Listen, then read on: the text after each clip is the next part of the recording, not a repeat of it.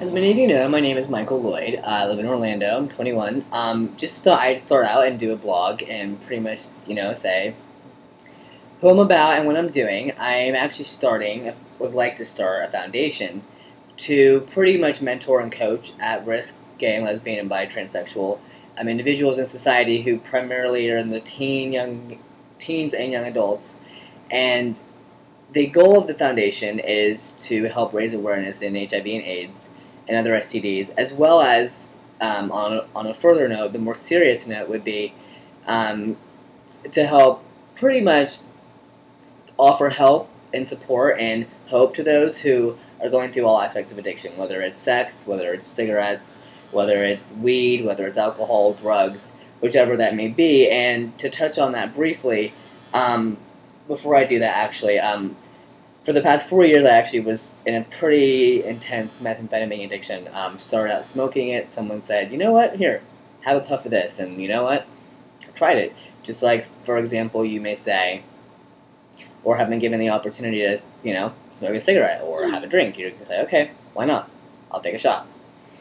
And, I guess we all don't really realize is down the road, society itself has put such a low priority, shall I say, on spreading the message to those who really, quite frankly, those who have low self-esteem and they get into drugs. And for myself, I had so many people in my life that I thought were my friends. And when it came down to it, nobody really that I hung around with was my friend. So I had to look at it from the perspective of, if I was lying in a ditch somewhere, if I were to get raped and then thrown in a ditch or a dumpster, or if I was on the side of the road hit by a car, who am I going to call?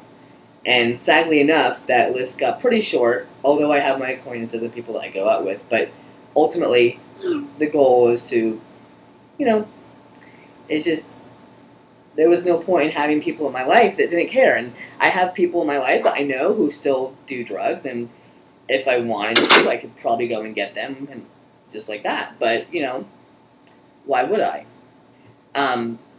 My whole addiction pretty much started again. I said that someone offered it to me, and I said sure. And then down the road, I got into doing unprotected sex, and January 26th of last year, diagnosed with HIV.